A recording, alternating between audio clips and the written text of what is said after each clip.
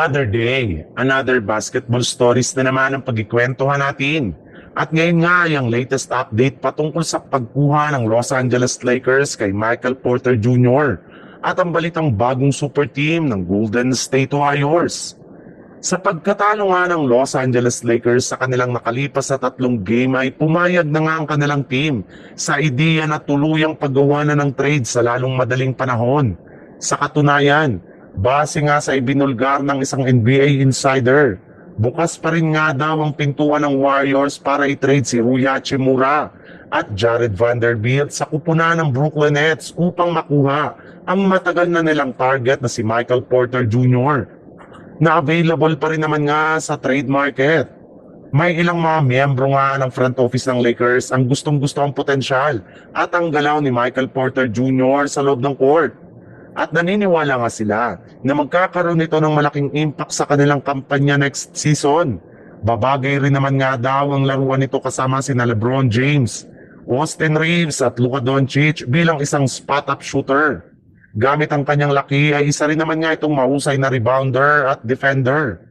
Posible nga daw ito na ang maging susi para hindi na sila mahirapan pa na manalo sa kanilang mga laro sa kanilang mga road games.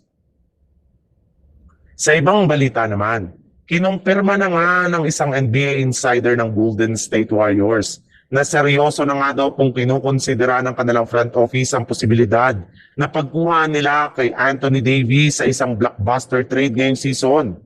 In fact, susubukan na nga daw ng kanilang team na makipag-trade talk o makipag-usap sa kupunan ng Mavericks para malaman kung papaano nila ito makukuha bago ang trade deadline sa darating na Pebrero.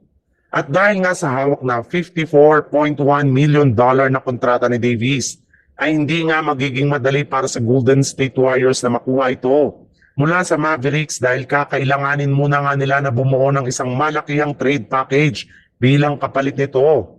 Hindi rin naman nga daw sapat kung si Jonathan Kuminga lang ang kanilang i-offer sa Mavs bagkus posible nga na mapabilang rin dito si Draymond Green na wala na rin naman ngang masyadong nagiging impact sa team ngayong season.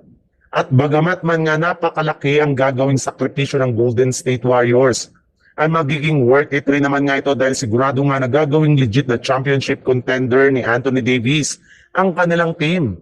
Mas lalo nga silang kakatakutan kung sakasakali man nga na matutuloy ang ganitong klaseng trade since bukod sa 3-point shooting ni Curry, ay paghahandaan rin naman nga ng ibang team ang pagiging dominante ni AD sa ilalim ng basket.